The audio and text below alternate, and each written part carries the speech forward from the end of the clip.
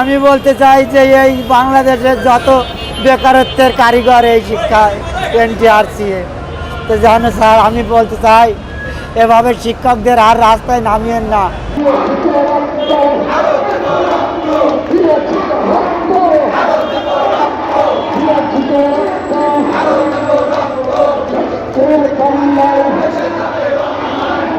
আজকে যদি এই শিক্ষকরা রাস্তায় নামে, আগামী দিন শিক্ষা উপদেষ্টার নাতি নাতনি পুতাপুতনিরাও তো এই শিক্ষক হতে যাবে, তখন কি তারাও এরকম বৈষম্যের শিকার হবে?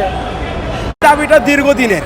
আমরা সেই ফ্যাসিস্ট সরকারের আমল থেকে আমরা এই দাবির উত্তোলন করেছি, আমরা এর উদ্ভাবন করেছি, আমরা অনেক দাবি দেওয়া জানাচ্ছি, কিন্তু এই ফ্যাসিস্টটা আমাদের কথা শোনে নাই। তারা তাদের ক্ষমতা বলে আমাদের বৈধ সনদ তারা জাল করে তারা নিজেরা চাকরি করছে। এরকম 60,000 জাল সনদ আছে, তাদেরকে চাকরি দিয়েছে, কিন্তু আমাদের চাকরি দেওয়া হয় নাই। এখন তারা বৈষম্য তুলছে যে আপনাদের বয়স নাই, কিন্তু আমরা প্রশ্ন তুলছি যে আমাদের বয়সটা কে নষ্ট করছে? আমরা যখন সার্টিফিকেট অর্জন করছিলাম তখন আমাদের বয়সটা সেই সময় ঠিক ছিল, আমরা 25-26-এ সেই সার্টিফিকেট অর্জন করেছি, কিন্তু সেই সময় আমাদের চাকরি দেওয়া হয় নাই।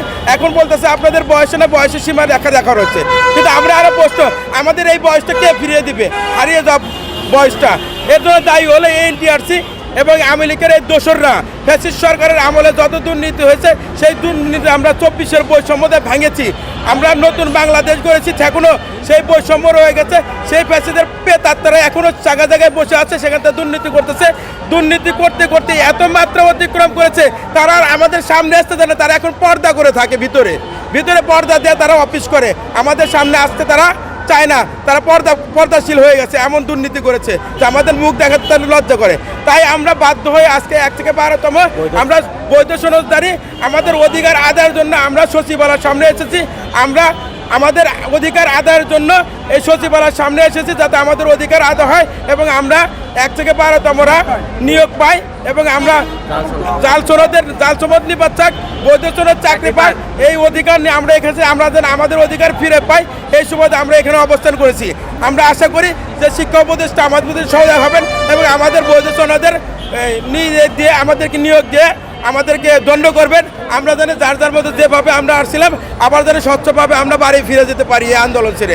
কত কঠিন পরীক্ষা, এত কঠিন পরীক্ষা দিয়ে আমাদের শিক্ষকেরা এত তার মেধার প্রকাশ করে, তার মেধাকে দেখিয়ে, মেধাকে মূল্যায়ন করে তারা এত কষ্ট পাশ করে আসছে, কিন্তু পাশ করার পরেও আমাদেরকে কোনো ধরনের চাকরি দেওয়া হয়নি। এখন প্রশ্ন হচ্ছে, যদি আমরা মনে করতাম যে হ্যাঁ আমাদের মেধা কম, আমরা পরীক্ষা পাশ করিনি, চাকরি পাইনি, আমাদের আপত্তি ছিল না, কিন্তু আমরা এত কষ্ট করে পাশ করার পরেও আমাদের চাকরি না দিয়ে আমাদের রেজিস্ট্রেশন নাম্বার ইউজ করে অন্য আরেকজন পরীক্ষার্থী যিনি পাশও করেন এমন পরীক্ষাও দেন নেই, উনি 10 লাখ 12 লাখ 8 লাখ টাকা দিয়ে অলরেডি সার্টিফিকেট কিনে বিভিন্ন জায়গায় অলরেডি চাকরি করছে। এখন আমাদের প্রশ্ন হলো, সরকার কেন এই কাজটা করবে? মেধার মূল্যায়ন কেন করবে না? এই যে আজকে মনে করেন যে শিক্ষাতে 10 নেমে আসছে, ইন্টার আবার পাশে আর আসছে, সারা বাংলাদেশে প্রত্যেকটা জায়গায় শিক্ষার হার কম, ইন্টারে সবগুলো ছিল ফেল, 24% 25%। বাংলাদেশ 212টা প্রতিষ্ঠানের মতো প্রতিষ্ঠানে কোনো শিক্ষার্থী পাশ করে নাই। তার একমাত্র কারণ হচ্ছে এই এনটিআরসি এর দুর্নীতি।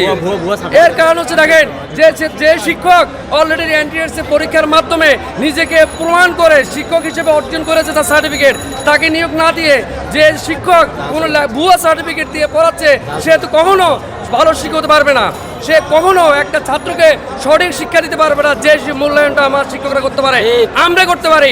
সুতরাং যখন একটা প্রশাসন, যখন এনটিআরসি আমাদের 1 থেকে 12তম এই শিক্ষকদেরকে, সঠিক মেধাবী শিক্ষকদেরকে নিয়োগ না দিয়ে দুর্নীতিবাদ, অশিক্ষিত, তারপর মনে সার্টিফিকেট জাল করে যারা সার্টিফিকেট কিনে শিক্ষক হয়েছেন, ওনারা যখন অলরেডি ছাত্রদের শিখাবেন, ওনারা কি